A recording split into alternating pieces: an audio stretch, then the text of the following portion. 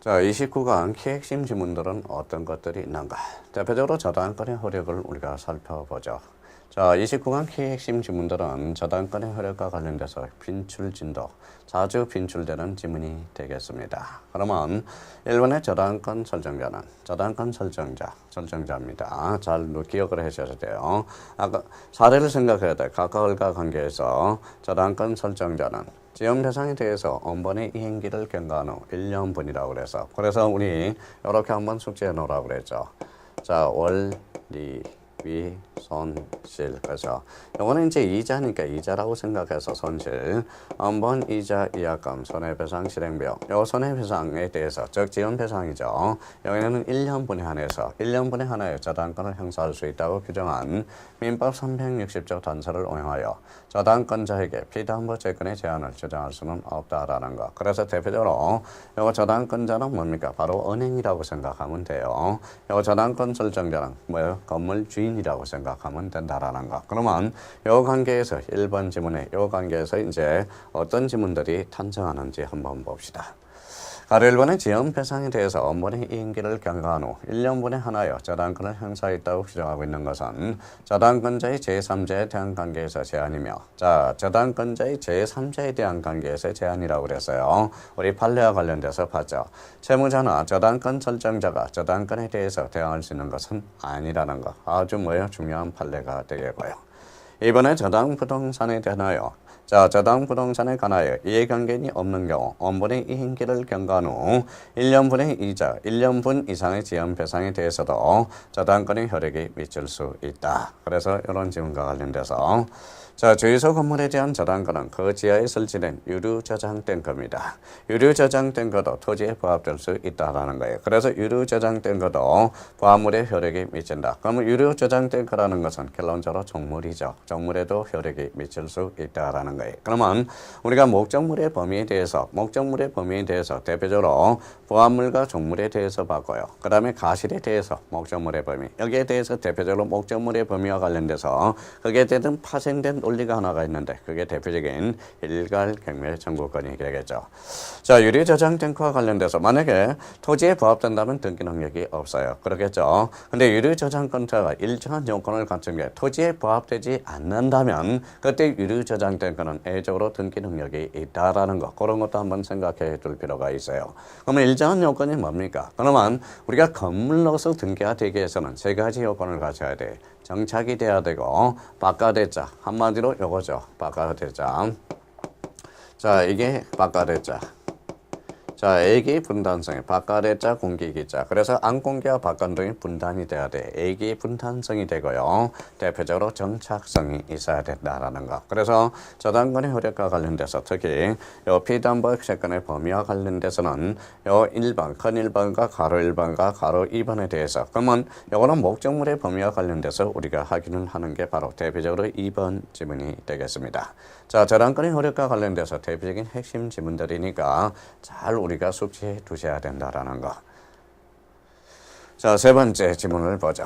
저당권이 설정된 후에 저당 목적물의 소유자가 저당 목적물에 부식시킨 종물에도 저당권의 효력이 미친다. 여기에 대해서는 두 군데가 포인트죠. 저당권이 설정 전후를 불문하고 어디에도 미친다, 종물에도 미친다라는 거. 그러면 첫 번째 가로 1번.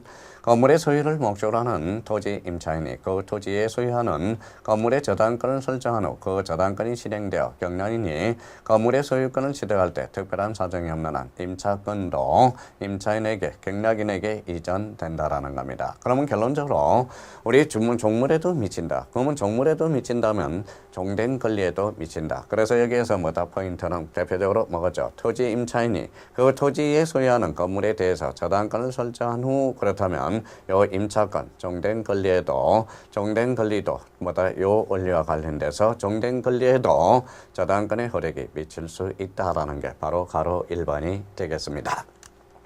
가로 2번의 핵심 지문에 대해서 한번 봐봐요. 구건 건물의 전유 부분에 설정된 저당권의 효력은 특별한 사정이 없는 한 전유 부분의 소유자가 나중에 취득한 당연히 대지 사용권에까지도 미칠 수 있다라는 겁니다. 자, 그러면 4번 지문에 대해서 한번 보죠. 저당권의 허력은 저당 부동산과 종물에 미치지 않도록 한 약정은 원칙적으로 유효하다라는 거네. 강행 규정이 아니라는 거죠. 그래서 4번과 관련돼서 또 한 번 지문이 탄생하게 되고요.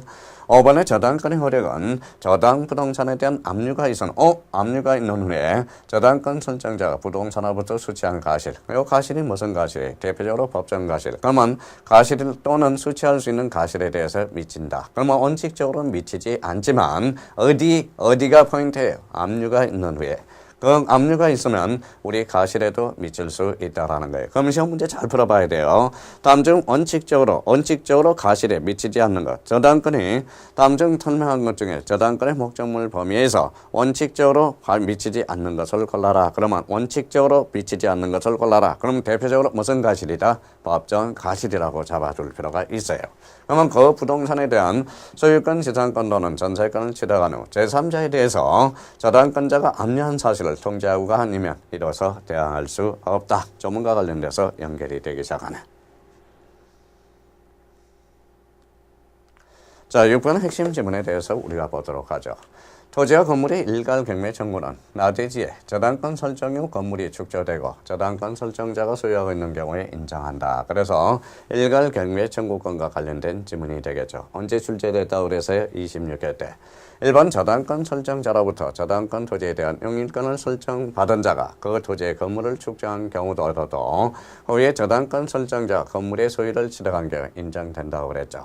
가로 2번에 저당권 설정자가 건축해서 제3자의 양도한 건물에 대해서 일괄 경매 청구권은 할 수가 없다라는 거. 3번에 저당 토지만 경매해도 충분히 피담보 채권을 변제받을 수 있는 경우라도 경물에 대한 일괄 경매가 허용된다. 오케이. 아까 저당권자의 권리이지 의무가 아니라는 거. 자, 4번에 일괄 경매를 청구한 경우 법원은 토지와 건물의 경락인을 달리하는 결정을 할 수는 없습니다. 그래서 일괄 경매와 관련돼서 이런 4개 핵심 지문에 대해서 확인을 해 두셔야 되고요. 자, 7번째, 저당 목적물이 매매된 경우 그 매매 대금에 대해서는 저당권자가 물상대리를 할 수 없다라는 거. 대표적으로 뭡니까? 바로 질적 변경이 되겠죠. 그러면 목적대리는 목적물이 멸실훼손 공용 증수된 경우에 가치적 변형으로서 보험금, 보상금에 대해서 물건의 효력에 미치는 것이다. 자, 그러면 저당권자가 물상대리권을 행사하기 위한 요건으로서 지급 또는 인도전 압류는 반드시 저당권자가 할 필요는 없다라는 거. 그렇게 이제 자, 물상대리와 관련돼서 대표적으로 여기의 핵심 지문. 그래서 가로 1번, 가로 2번 핵심 지문에 대해서 우리가 살펴보고요. 우리 저당권의 효력은 피담보 채권의 범위 논점이 되고요. 목적물의 범위 논점이 되고요. 또 하나 대표적으로 논점이 되는 거. 일괄 경매 청구권. 이런 핵심 지문들은 다시 한번 계속적으로 반복해서 익혀 두셔야 된다라는 거 부탁드립니다.